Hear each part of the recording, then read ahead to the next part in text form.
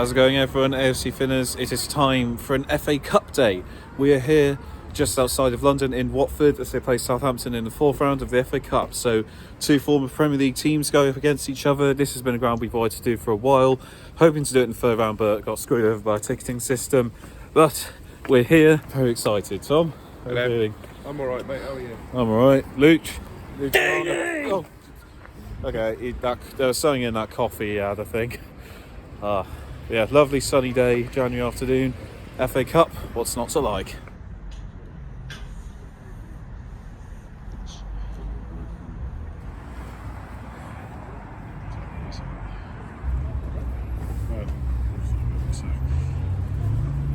They've got a whole, it's like the inside of a fruit twister art in honour of that famous Deeney goal.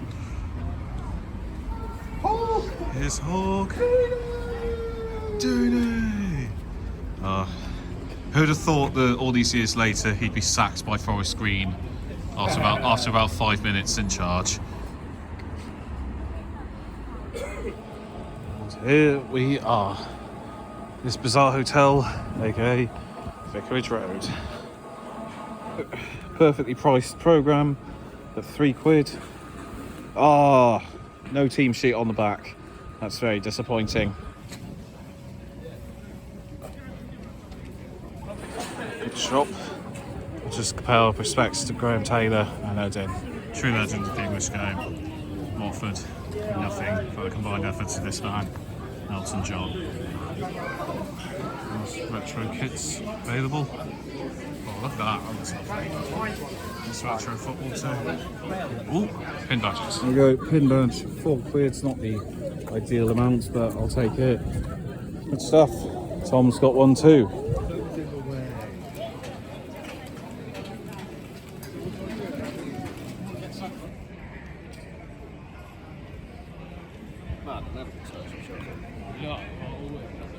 So, we're about to go inside, but before we do, let's find out a bit about today's hosts, Watford.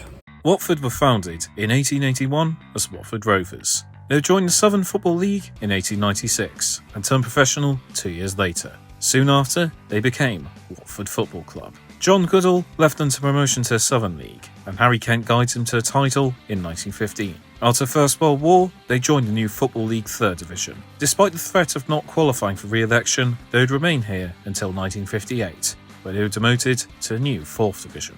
Under the management of Ron Burgess, and with the firepower up front of Cliff Holton, they sealed their first Football League promotion in 1959. 10 years later, they won the 3rd Division title. They were relegated to the 3rd tier in 1972 and again in 1975. Times were hard for the Hornets, but they were about to be saved by the Rocket Man. Elton John, a boyhood Watford fan, became chairman of the club in 1976, with the aim of getting his club to the top flight. He would appoint Graham Taylor as manager of the 4th Division side, and it was a match made in heaven. Taylor's first campaign saw the Hornets win the 4th Division title, and they repeated the trick of promotion again the next season.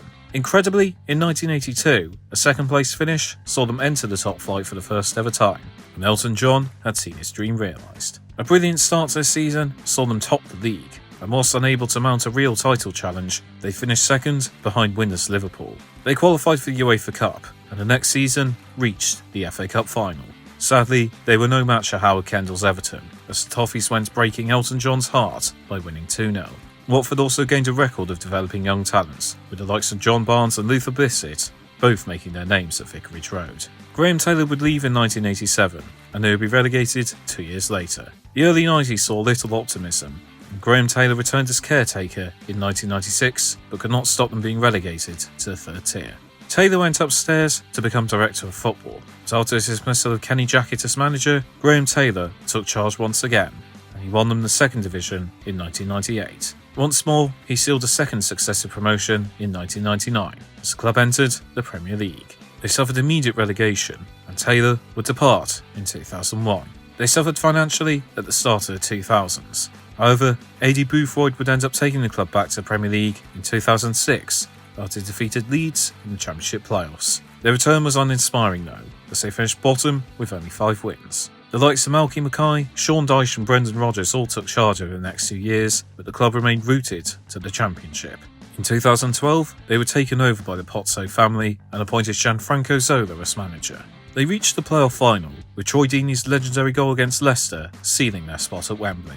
However, they would lose in the final to Crystal Palace. Slavisa Jokanovic led Watford to promotion in 2015, losing the championship on the last day to Bournemouth. This will be a start of their longest stay in the Premier League, but they developed a reputation for going through managers quickly, and having 6 different managerial appointments during their spell in the top flight. The most successful was Javi Gracia, who took them to the highest ever Premier League finish of 11th, and also an FA Cup final. There was, however, no fairy tale ending, with Manchester City thrashing them 6-0 at Wembley.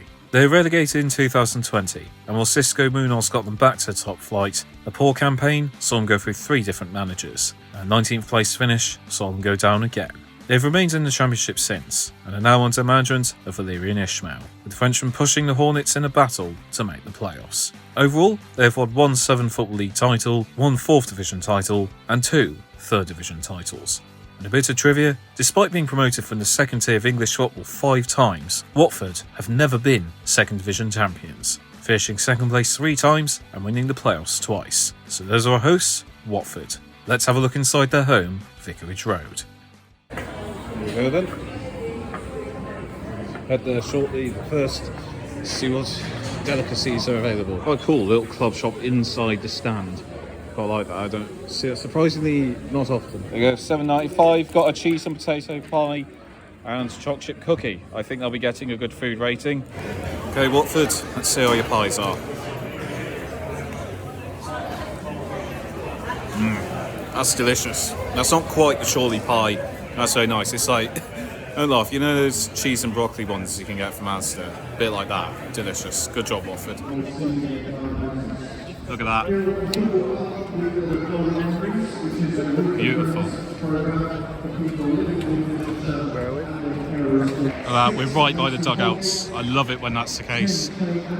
Lovely sunny day. Hey boys, what do we think so far? Really good, actually. Very good. Lovely stadium, really nice place to be, very sunny as well. Oh yes. I'm regretting wearing 3 layers now. I'm roasting alive. We're having a good day. About an hour till kick-off. What you got here, Luke? That's a very cheesy nachos. Very Just cheesy. how we like them. Oh yes. Let's see what he thinks. Do you approve? Let's go get a good rating of food, I think.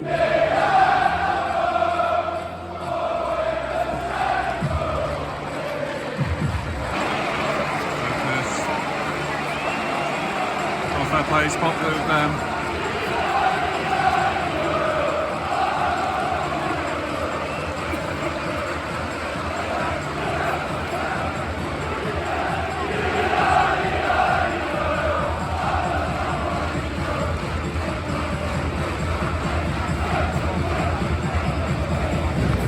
It's like Tesco value dormant.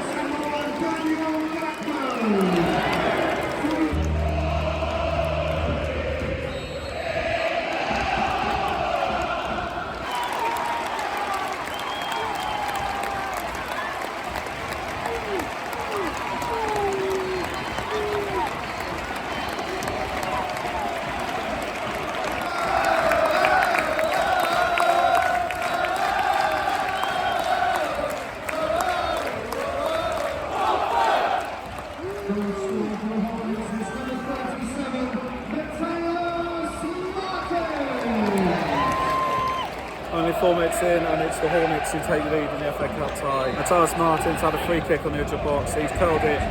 It's gone through the wall under the keeper, tucked into corner. Genius set piece taking 1-0 to the Hornets.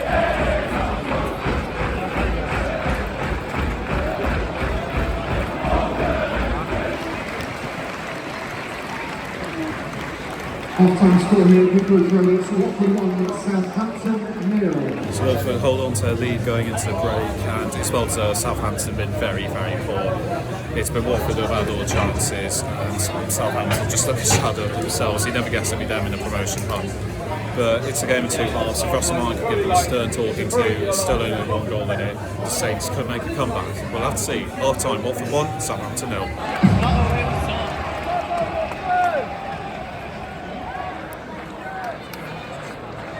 There's got to be a joke there somewhere. One Armstrong. Two Armstrong. Midway through second half, Southampton have not improved and Watford have been dominant. I think they could see this out. I felt they'd get a late one, make it 2-0. But yeah, the ball was very much in the Hornets' court. Still 1-0 for now.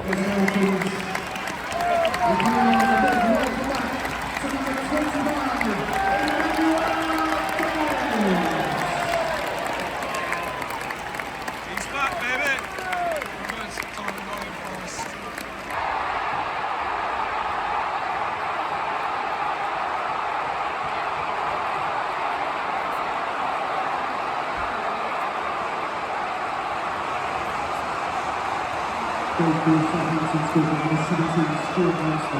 Well, one of the Armstrongs did do it.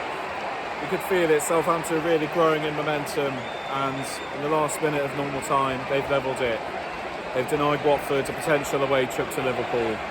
Heartbreak for the Hornets.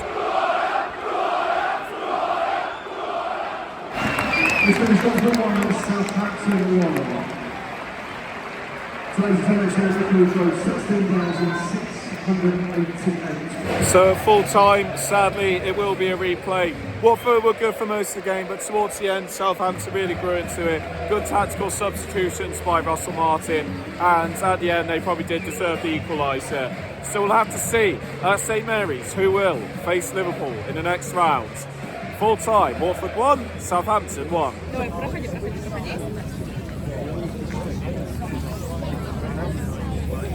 So that was Vicarage Road, home of Watford FC. We've had a really fun day, to be fair. I wasn't quite sure how this would go, but you know, that was really good. It's a shame Watford couldn't get the win, but honestly, they're not like a club I've been overly fond of in the past, just with the sort of hiring and firing of managers and the impact it's had on managers in general. But no, they were really nice. It was a good place to come and watch a game. We really enjoyed it. They had a good set of fans who really got behind the team. It's a positive atmosphere there, and fingers crossed they can see it in the replay, but I guess we'll have to see. But yeah, I'd thoroughly recommend that to Groundhoppers, and you never know, it could be a Premier League ground again soon.